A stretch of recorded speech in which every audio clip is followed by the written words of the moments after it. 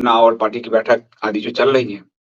लेकिन hard news मैं आपको देता रहूँगा और हार्ड न्यूज़ में आज बहुत बड़ी न्यूज़ आई है कि भारत की सरकार ने, मोदी सरकार ने नागरिकता संशोधन एक्ट यानी सीएए के नियमों का नोटिफ़िकेशन जारी कर दिया है। लेकिन उससे भी बड़ी खबर है कि उससे पहले सुप्रीम कोर्ट ने एसबीआई को थप्पड़ मारा और यदि आप ठीक से वॉच करें तो जिस वक़्त इलेक्टोरल बॉन्ड घोटाला खुला था, आप अगर देखेंगे तो उस पूरे घोटाले को डिरेल किया गया मोदी का परिवार कह के। और आज जब सुप्रीम कोर्ट ने एसबीआई को लताड़ा है, सरकार एसबीआई की तरफ से सरकार हरीश साल्वे जैसा वकील करके आती है और फिर भी लताड़ा है, तो वो न्यूज़ ही ना बने, एकाएक सीए की घोषणा कर दी गई। तो उनके तर्कस में कई तीर हैं अभी और ये सीए का जो नोटिफ़िकेशन है, अगर मंशा साफ है तो इसका स्वागत करना चाहिए। मंशा साफ इसलिए कह रहा हूँ कि 2019 में जब ये राष्ट्रपति द्वारा ये कानून बना दिया गया, उसके बावजूद 6 महीने के अंदर नोटिफ़िकेशन जारी करना होता है। उसके बावजूद आज आप देखिए 5 साल, 4 साल बाद नोटिफ़िकेशन जारी हो रहा है। तो मंशा यदि साफ है, तो स्वागत किया जाना चाहिए। मंशा सिर्फ चुनावी और बॉन्ड घोटाले से ध्यान भटकाना है, तो ये आगे भी अभी चुनाव आचार संहिता लागू हो जाएगी, तो उसमें ये लागू होगा नहीं और आगे भी ये इसमें खेल कर सकते हैं, इसकी संभावना से इनकार नहीं किया जा सकता है। तो आज मैं आपको इस पर पूरा डिटेल आपको बताऊँगा, दोनों खबरों को जोड़कर आज की जो बड़ी खबर है, तो आप मेरे साथ बने रहिए और आप वीडियो को लाइक ज़रूर कीजिए, चैनल को सब्सक्राइब एक कीजिए, बेल आइकन दबाइए। तो देश भर में आज के इस नोटिफ़िकेशन के बाद देश भर में सीएए लागू हो गया है और स्वयं देश के गृह मंत्री अमित शाह जी ने इसकी घोषणा की है कि नागरिकता संशोधन अधिनियम 2019 यानी सीए के लिए अधिसूचना जारी कर दी गई है, जो आज देश भर में लागू हो गया है और इसके लागू होने के उपरांत पूरी दिल्ली से लेकर गुवाहाटी तक हाई अलर्ट जारी किया गया है। हाई अलर्ट जारी किया गया है और इसका जो दूसरा पक्ष है, मुस्लिम और कम्युनिस्ट पक्ष, वो दंगे पर अब उतारू हो सकते हैं। शायद इसीलिए हाई अलर्ट जारी किया है। पूरे दिल्ली की सड़कों पे पुलिस उतरी हुई है, सब जगह जाम है। अभी मेरा जहाँ ऑफिस है द्वारका, वहां से घर पहुंचने में जो 1 डेढ़ घंटे का रास्ता है, 4 घंटे लगे हैं। तो स्थिति ये है। लेकिन इस स्थिति को आप समझें, उससे पहले आपको ये जानना जरूरी है कि ठीक चुनाव से पहले ये क्यों किया गया है और उसके लिए आपको आज दिन में जो सुप्रीम कोर्ट का निर्णय है बॉन्ड घोटाले को लेकर, वो जानना आपको जरूरी है। तो पहले मैं उस खबर पर ले जाऊंगा और उसके खुद कुछ 2-3 घंटे बाद गृह मंत्री पूरी खबर के रुख को ही बदल देते हैं। यानी बॉन्ड घोटाला जो सुप्रीम कोर्ट ने कहा असंवैधानिक है बॉन्ड, उसकी पूरी खबर आज मीडिया से आउट है। तो पहले वो खबर दूंगा और फिर मैं सीए के बारे में बताऊंगा कि इसका क्या इम्प्लीकेशन होगा। और एक बात और क्लियर हो गया कि ये चुनाव से पहले भी दूसरा पक्ष जितना उत्तेजित होगा, उग्र होगा, दंगा करेगा, इनका वोट बढ़ेगा और भारत की जनता एक दंगे जैसी सिचुएशन में फंस सकती है। ये दिल्ली से लेकर गुवाहाटी तक के हाई अलर्ट से समझा जा सकता है।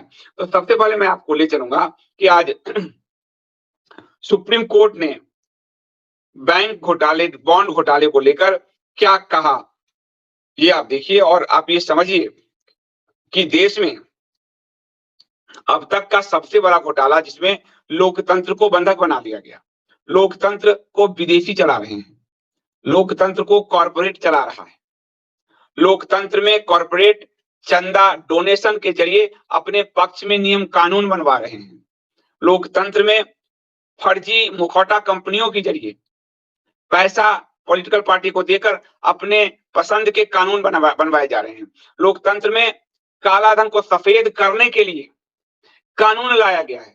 इतने बड़े घोटाले को दबाने का जो षड्यंत्र चल रहा है वो बड़ा ही खतरनाक है और आज सुप्रीम कोर्ट ने एसबीआई को जो लताड़ लगाई है वो गौर करने लायक स्थिति है।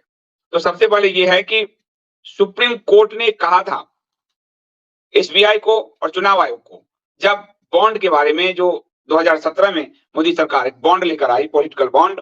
उस बॉन्ड के जरिए कोई भी चंद बॉन्ड को खरीदकर किसी भी पार्टी को चंदा दे सकता था। इस बॉन्ड में कंपनी एक्ट तक में बदलाव किए मोदी सरकार ने, और जो कंपनी कम से कम 7.5% प्रॉफिट हो जिसका, वो पहले डोनेट कर सकता था। ये सब क्लॉज खत्म किए, और उसके बाद स्थिति ये बनी कि जो बिल्कुल घाटे में कंपनी है, जो अभी अभी खोली गई है, जो फर्जी कंपनी है, वो भी डोनेट कर सकती है। और इसके जरिए जो टैक्स हेवन कंपनी से रूट होकर पैसे इसमें आ रहे थे। दूसरा, जो विदेशी कंपनी है उसकी जो सब्सिडरीज कंपनी है भारत में, वो सहायक कंपनियां, उसके जरिए सोरस गेट्स आदि फाउंडेशन जो भी है, वो पैसे यहाँ रूट कर सकते थे, चाइना रूट कर सकते थे। ये संभावना साफ साफ दिख रही थी, और इसीलिए सुप्रीम कोर्ट ने इस बॉन्ड को असंवैधानिक घोषित करते हुए रद्द किया। और 21 दिन का समय दिया चुनाव आयोग और एसबीआई को, जो कि बॉन्ड जारी करने का अधिकार एसबीआई के पास है, एक बैंक के पास। तो यह कहा उसको कि आपको ये जारी करना है 21 दिन में। 21 दिन 6 मार्च को समाप्त हो रहे थे, उससे एक दिन पहले पहुंचे कि हम जून तक नहीं दे पाएंगे। वह एसबीआई जिसके पास करोड़ों में बैंक खाते हैं, एटीएम है, वह एसबीआई जो देश का सबसे बड़ा बैंक है, वो सिर्फ 22,000 बॉन्ड का हिसाब नहीं रख सकता। इस पे कौन सी जनता विश्वास करेगी?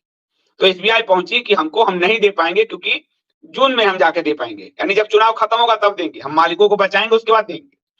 तो उसी पर कुछ लोगों ने अवमानना नोटिस डाला सुप्रीम कोर्ट के अंदर कि एसबीआई सुप्रीम कोर्ट के फैसले की अवमानना कर रही है। उसी पर आज सुप्रीम कोर्ट का फैसला आया, और सुप्रीम कोर्ट ने एसबीआई के उस आवेदन को खारिज कर दिया जिसमें इलेक्ट्रल बॉन्ड से जुड़ी जानकारी के लिए समय सीमा बढ़ाने की मांग की थी, और 30 जून तक का समय मांगा था। 30 जून तक का समय मांगा था।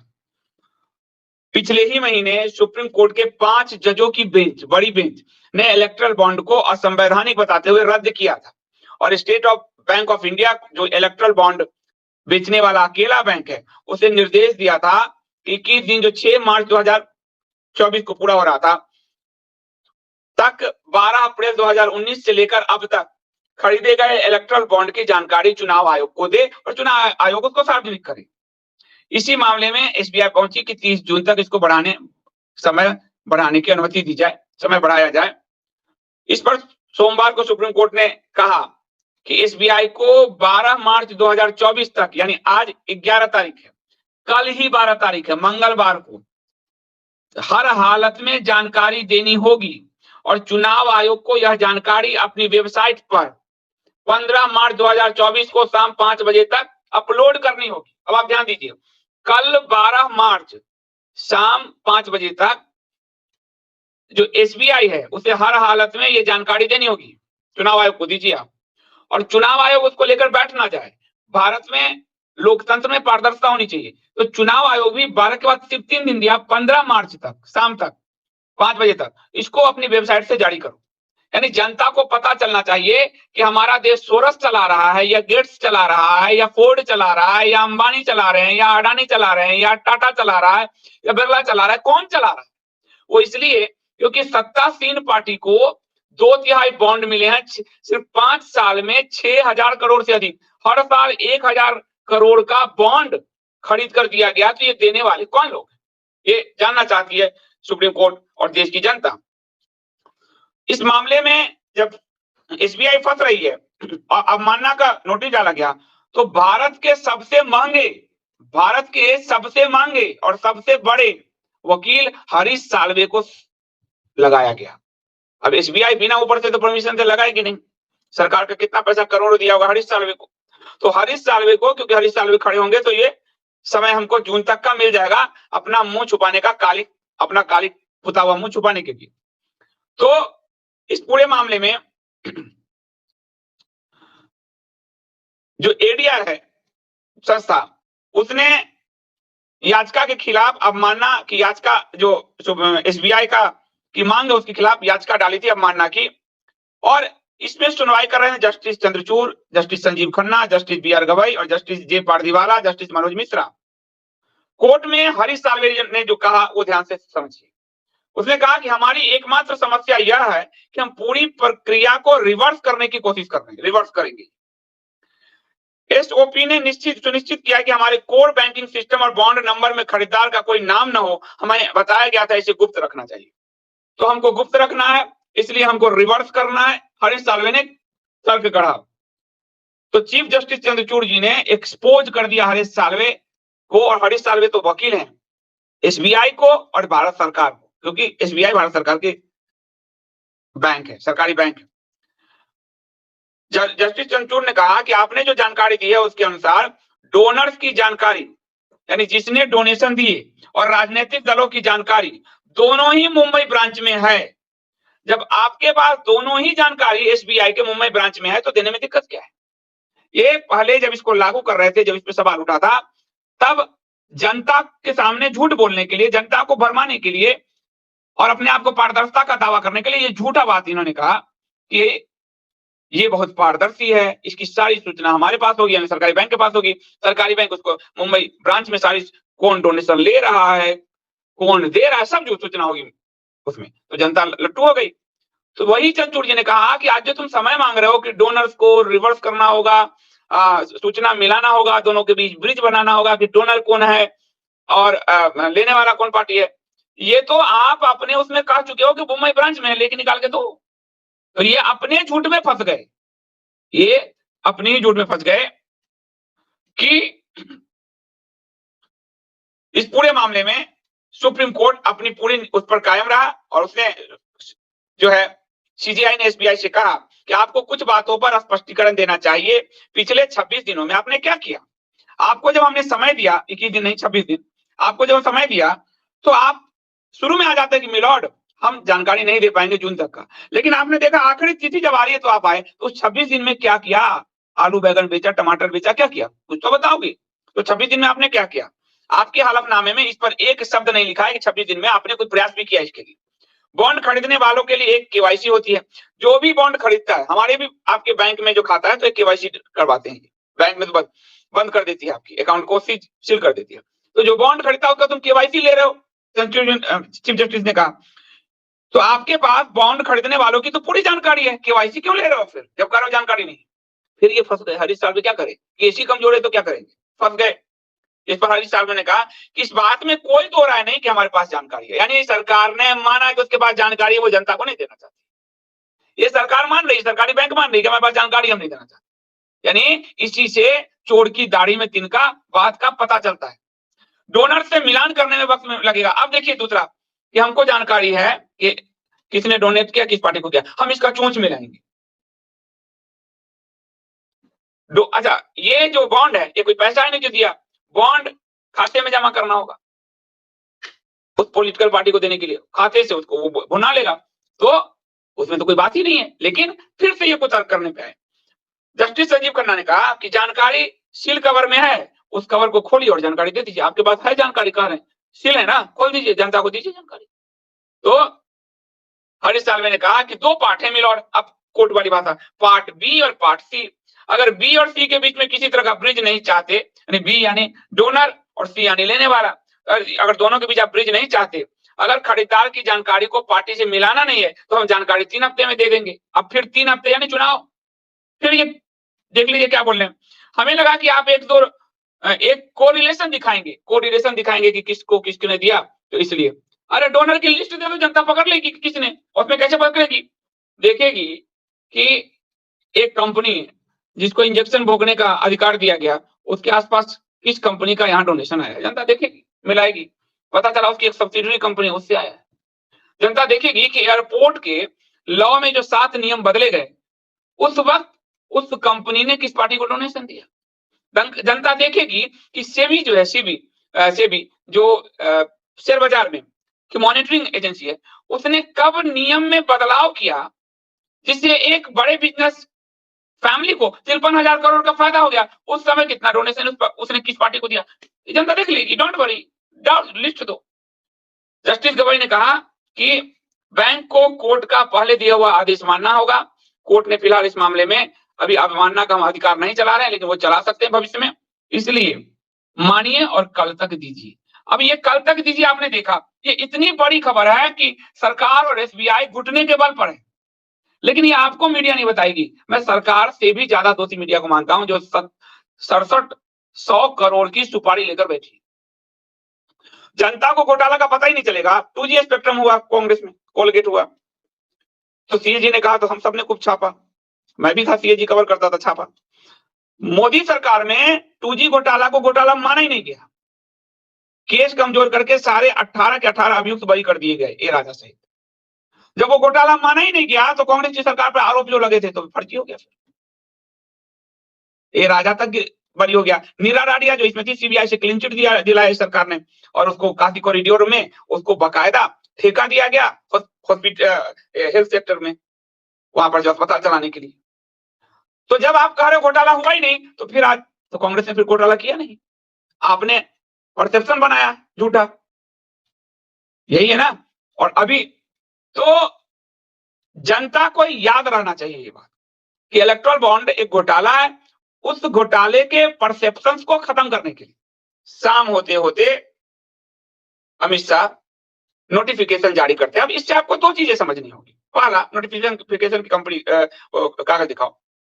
पहला कि ये सरकार के पास, यानी अफगानिस्तान, बांग्लादेश, पाकिस्तान से सताए हुए हिंदू यहां मर रहे थे, वहां से भगाए जा रहे थे, यहाँ उनकी दुर्दशा थी, इनको रिवर्स करके यहां से हटाया भी गया। एक मैं कहूंगा एक और न्यूज दिखाने के लिए, ये देखिए, आपको ये कहूंगा दिखाने के लिए। लेकिन सरकार सिर्फ प्रतीक्षा कर रही थी कि हमको इसका चुनावी लाभ लेना है, यानी नोटिफाई हो चुका था, उसको नोटिफाई नहीं कर रहे थे, सिर्फ प्रतीक्षा थी। देखिए, नो इंडियन सिटीजनशिप 1500 पाक हिंदू रिटर्न इन 18 मंथ। पाक में सताए हुए हिंदू यहां से लौट रहे थे, लेकिन ये चुनाव का और मास्टर स्ट्रोक का इंतजार कर रहे थे कि कब हमारे बड़े घोटाले खुलेंगे तो उसको ढकने के लिए इसका मास्टर स्ट्रोक लगाएंगे। भले आपने जोधपुर देखा, जैसलमेर देखा, दिल्ली देखा कि जो पाकिस्तान से सताए हुए हिंदू यहां आए उनको भगाया गया, उनको लौटाया गया। नागरिकता 50 के कानून से मिल रही थी, लेकिन ये नोटिफाई नहीं कर रहे थे। अब नोटिफाई का क्या नियम है आपको मैं बता देता हूं। पहले नोटिफाई का आप इस नियम को समझिए कि ये 2019 में केंद्र की बीजेपी सरकार ने इस कानून में, नागरिकता संशोधन कानून जो 1955, उसमें संशोधन किया और इसको नागरिकता संशोधन विधेयक 2019 कहा गया। संसद के दोनों सदनों से पास होने के बाद इस विधेयक पर राष्ट्रपति की मुहर लगी और ये कानून बन गया। ठीक है, अब कानून बनने के बाद इसकी नियमावली बनाई जाती है कि कौन कौन इसमें होगा, इसका नियम क्या होंगे। तो इसकी नियमावली कानून बनने के 6 महीने के अंदर बना देना जरूरी होता है। मोदी सरकार संसद में करीब 8 बार डेट एक्सटेंशन ले चुकी है, नहीं कर रही थी, जबकि पाकिस्तानी हिंदू यहां से लौटाए जा रहे थे, उनकी पीड़ा बढ़ती जा रही थी, लेकिन वो लौटा कर रही थी। अब उन्होंने 11 मार्च 2023 को, यानी आज, इस कानून को लागू करने के लिए नियम अधिसूचना जारी कर दिया। अब वो अधिसूचना वाला को भी दिखाओ। इसमें भारत आए हिंदू अफगानिस्तान, बांग्लादेश और पाकिस्तान में जो इस्लामी द्वारा सताए हुए हिंदू, बौद्ध, जैन, सिख, पारसी और ईसाई हैं, उनको नागरिकता देने का प्रावधान है और इसमें कोई कागज नहीं लिया जाए, ये व्यवस्था है। और कानून में जो 31 दिसंबर 2014 को या उससे पहले भारत में आ चुके हो, 14 के बाद जो भारत में आए जिनको उनको नागरिकता नहीं देंगे। जिन्होंने सोचा होगा यहाँ एक हिंदू राष्ट्र बना, मोदी जी आए, वहां पाकिस्तान में सताए जा रहे वहां जाए, उनको नहीं मिलेगा, क्योंकि इसमें डेडलाइन है 31 दिसंबर 2014। तो ये या उसके पहले जो लोग आ चुके हैं उनको नागरिकता दी जाएगी। पहले की नागरिकता में 11 साल अनिवार्य होता था भारत में रहना, अब उसको 6 साल ही रहेगा। अब इसको जो इन्होंने किया, तो आपको टेलीविजन तो मैं नहीं देखता, मैं तो अभी भाग के आया हूं। अगर आप देखेंगे सोशल मीडिया आदि में, तो मेन खबर ये हो गया, और दिन में जो लोकतंत्र के अपहरण का, जिस एसबीआई में आप पैसे रखते हो, जिस सरकार को आप वोट देते हो, जिस पार्टी को आप सारा श्रम समय सब देते हो, उन सब ने मिलकर जो घोटाले किए, उस घोटाले को तो सुप्रीम कोर्ट ने असंवैधानिक कहा, तभी वो घोटाला पता चल गया कि घोटाला है। और संवैधानिक बॉन्ड, यानी इस बॉन्ड को बनाने वाली सरकार घोटाला कर रही थी। उस खबर को खत्म करने के लिए ये सीए को चल दिया गया, चाल चल दी गई। चुनाव में इसका उपयोग हिंदू मुस्लिम करने के लिए होगा। और एक बात और क्लियर हो गई कि पासमानदा कह के भी उनको वोट नहीं मिल रहा था, इसलिए ये तुरुप का रखे हुए थे कि जब पासवान दा कहा कि वोट नहीं मिलेगा तो हिंदू तो मूर्ख है, उसको कभी भी बना देंगे। और ये सीए उन्होंने निकाल दिया। और सीए जब निकाल दिया तो अब भारत में दंगे जैसी स्थिति भी बन सकती है, और जितना दंगा होगा उतना हिंदू डरेगा, और हिंदू डरेगा तो भाजपा को वोट करेगा। ये सिंपल थ्योरी है। तो अगर आप देखेंगे तो दिल्ली में पूरा स्पेशल फोर्स जो है, पुलिस है, वो पूरा लगाई गई है। अगर आप देखें इसको दिल्ली में, मैं कहूँ दिखा रहा है। और दिल्ली में स्थिति, दिल्ली से गुवाहाटी तक, गुवाहाटी में सड़क पर लोग प्रदर्शन करना शुरू कर चुके हैं। यानी इस दंगे के माहौल में चुनाव कराकर उसका ध्रुवीकरण करके फायदा लेने का पूरा प्रयास लग रहा है। बड़ी बात यह है कि असम में बड़ा विरोध प्रदर्शन किया गया है। और आप एक बात और तय कर लीजिए, आपको ममता और मोदी विरोधी दिखेंगे, लेकिन दोनों एक हैं। और आपको ये तथागत राय भाजपा के नेता ने कहा था। अब क्या होगा कि ममता मुस्लिम लाइन लेगी और मोदी हिंदू लाइन लेंगे, और बीच की विपक्षी पार्टियां खत्म हो जाएगी। और इस आधार पर जब वोट होगा तो मोदी केंद्र में रहेंगे, और ममता को राज्य में, चाहे उनके राज्य में 7,000 महिलाओं का यौन शोषण हो, भाजपा के वोटर मारे जाएं, कार्यकर्ता मारे जाएं, हिंदू वोटर मारे जाएं, मोदी सरकार उसको नहीं छुएगी। ये साफ दिख रहा है कि अंदर एक समझौता चल रहा है। इसलिए ममता उठी और उसने इसका विरोध करना शुरू किया। उसने वीडियो में खुद कहा है, जो प्रेस कॉन्फ्रेंस की मैंने अभी नोटिफिकेशन नहीं पढ़े हैं, लेकिन वो विरोध पे आ गई। देखिए आप प्रदर्शन जो चल रहे हैं और पुलिस की पूरी वो चल रही है। अब ये हिंदू नेता मोदी और मुस्लिम नेत्री ममता, इसी पर चुनाव लड़ा जाएगा जो 10 साल हमने दी। और उस 10 साल में जो हमको कहा गया कालर पकड़ के हिसाब लीजिए, वो बॉन्ड घोटाला पे हम हिसाब नहीं मांग सकते।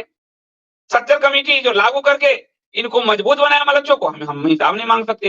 हिंदुओं के बच्चों का सरकारी नौकरी छीन कर जो मलच्छों के बच्चों को दिया, उस पर हम हिसाब नहीं मांग सकते। जो सरकारी संसाधन 35 से 40% लूट कर मलेच्छों को दिया, उस पर हम हिसाब नहीं मांग सकते। विदेश नीति में जो फेलियर है कि आज कोई विदेशी पड़ोसी देश हमारे साथ नहीं है, उस पर हम हिसाब नहीं मांग सकते। गैस 500-600 होने पर उन्होंने कहा था गैस प्रणाम करके जाइए, और आज 1000 रुपए का गैस है, लेकिन हम हिसाब नहीं मांग सकते। ईंधन पेट्रोल डीजल को पर ये कितना गरज रहे थे गुजरात के मुख्यमंत्री होते हुए, लेकिन आज हम हिसाब नहीं मांग सकते। गिरते हुए रुपए $82 82 रुपए हो गया $1 में, उस पर आप हिसाब नहीं मांग सकते। तो कोरोना काल में जो लोग टीका के चक्कर में इतने मरे, आप हिसाब नहीं मांग सकते। सुप्रीम कोर्ट में केस है, इसके बावजूद हिसाब नहीं मांग सकते। तो हिसाब नहीं मांग सकते तो ले दे के दंगे की राजनीति इनके जो है, इनके लाइन लेंथ पे सूट बैठती है। और इसीलिए आप बॉन्ड घोटाले यार भूल जाइए। जब बॉन्ड का घोटाला खुला तो मोदी मेरा परिवार करके उस घोटाले को खत्म रख दिया, और आज जब एसबीआई को चपत लगी तो फिर सीए करके रख दिया। अब इसका जो अगला पक्ष है, एक तो हो गया कि ममता और मोदी वर्सेज होगा, हिंदू मुस्लिम होगा, ये पूरी राजनीति ये बनी। इसका जो अगला है कि अभी चुनाव आचार संहिता परसों लग जाएगी, 15 तारीख को है। तो चुनाव आचार संहिता के बाद सरकार के पास तो लागू करने का राइट नहीं है कुछ, और चुनाव चलता रहेगा तो नागरिकता पे काम नहीं होगी। तो ये सिर्फ चुनावी गिमिक है, ये स्पष्ट है। क्योंकि अगर मंशा इस सरकार की साफ होती तो ये उसके तहत नागरिकता देकर लोगों को दिखाती। 2019 के कानून को अब तक रोककर नहीं बैठती। कानून बन चुका, उसकी अधिसूचना के लिए ये 4-5 साल समय नहीं लेती। इनकी मंशा, अब चुनाव की तिथि आ गई, आचार संहिता लागू होगी तो ये लागू कर नहीं सकते। बस चुनाव में इसका फायदा लेकर इलेक्टोरल बॉन्ड को ढकना, और उधर एक ममता को खड़ा करना, इधर खुद खड़ा होना, और भारत की राजनीति को और भारत की जनता को मूर्ख बनाना, ये पूरा खेल है। चुनाव के बाद ही आते हैं सत्ता में, तो 2-3 चीजें हो सकती है। बहुमत से, खूब बहुमत से आते हैं, और अगर उनको वाकई उन हिंदुओं की पीड़ा है उनके अंदर जो सताए जा रहे हैं बांग्लादेश, पाकिस्तान और अफगानिस्तान में, तो इस कानून में वो नागरिकता अच्छे से देंगे।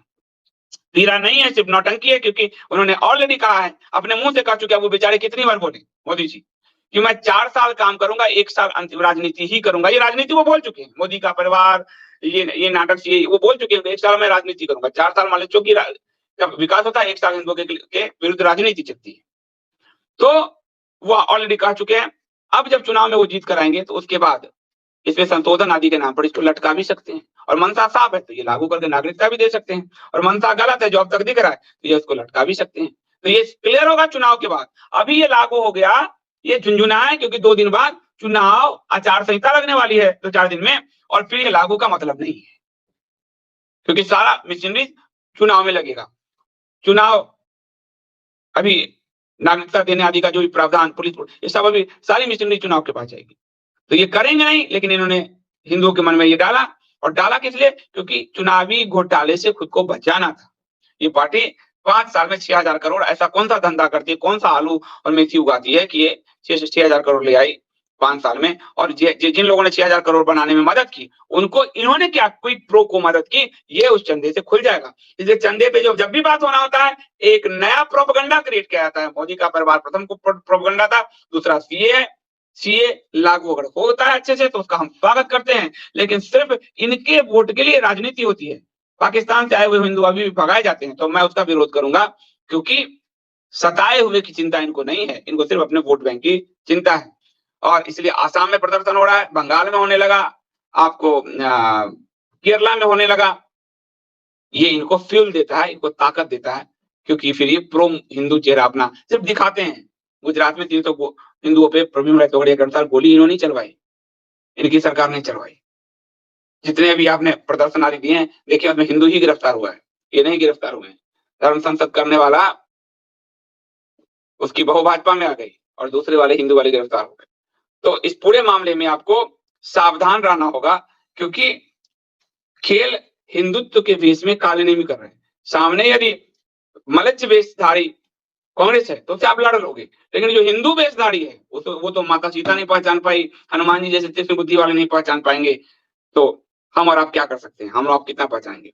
तो अब मैं सीए पे आपको जो